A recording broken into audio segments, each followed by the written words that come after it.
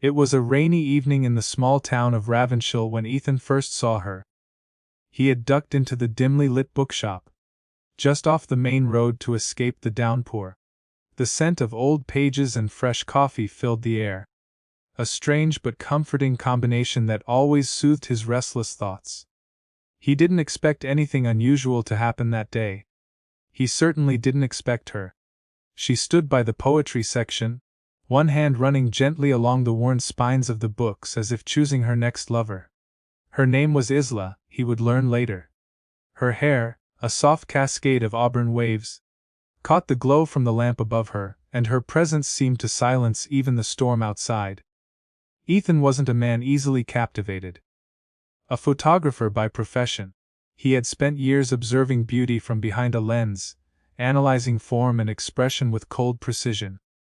But something about her made the air around him thicken. It wasn't just her appearance. It was the calm gravity she radiated, a quiet confidence that stirred something long dormant within him. She turned and caught him staring. Instead of the awkward tension he expected, she smiled. "You look like you've just seen a ghost," she said, voice honey, smooth, amused. "Maybe I have," Ethan replied before he could stop himself. She chuckled, her eyes glinting with playful interest. They spoke for nearly an hour among the shelves. About Neruda, midnight snacks, and the loneliness of people who feel too much. It felt as though they had known each other forever. And when she reached out to brush a strand of hair from his forehead, he felt it. A spark. A storm. A shift. It began innocently, or so he told himself. She invited him to her apartment a week later for wine and jazz records. The lights were dim, the windows fogged from the heat inside. Isla moved through her space like a painting in motion. Her robe slipping slightly off one shoulder, her bare feet padding across the wood floor with a quiet grace. They sat close on the couch, the record player spinning something slow and aching. A glass of red in his hand. Ethan tried to focus on her words, but his thoughts kept drifting to the curve of her lips, the way her fingers danced lightly on the rim of her wine glass. She laughed at one of his stories, then touched his arm. Just a touch. But that was all it took. Something ignited inside him. Not just desire, though that too, but a pull so primal and immediate that it scared him. He told himself to stay calm, to remain composed. But when she leaned in, her lips brushing the shell of his ear, and whispered, "You're trying so hard to resist me," the dam inside him cracked. Isla," he breathed, trying to collect himself. But her hand was already on his chest, tracing small circles over his shirt, her fingers moving with deliberate slowness. "You don't have to," she said. "Not tonight." And just like that, control became a memory. He kissed her like a drowning man who'd finally broken the surface. Her mouth welcomed him with a hunger that matched his own, soft and urgent. Her robe fell open and her skin felt impossibly warm beneath his touch. His hands roamed over her, unsure of where to land, like he was learning her body the way a blind man learns light. She gasped his name when he lifted her into his arms, carrying her to the bedroom with a silent intensity. Rain still pattered against the windows, muffled by the weight of what passed between them. The sheets tangled around them like ivy. Each touch, each whisper, seemed to erase time. It wasn't lust alone, it was something deeper, more dangerous. Something that told Ethan that no matter what came next, nothing would be the same. He couldn't stop himself, and he didn't want to. When she arched into him, her breath hitching in that fragile space between pleasure and surrender, Ethan felt the world collapse and rebuild all at once. In the quiet that followed, he lay beside her, tracing the curve of her spine with the back of his fingers. She didn't speak. She didn't need to. He had known desire before, of course. He had known the thrill of bodies and the comfort of brief companionship. But this wasn't just about what they had done. It was about what she had awakened. Isla had touched something raw inside him.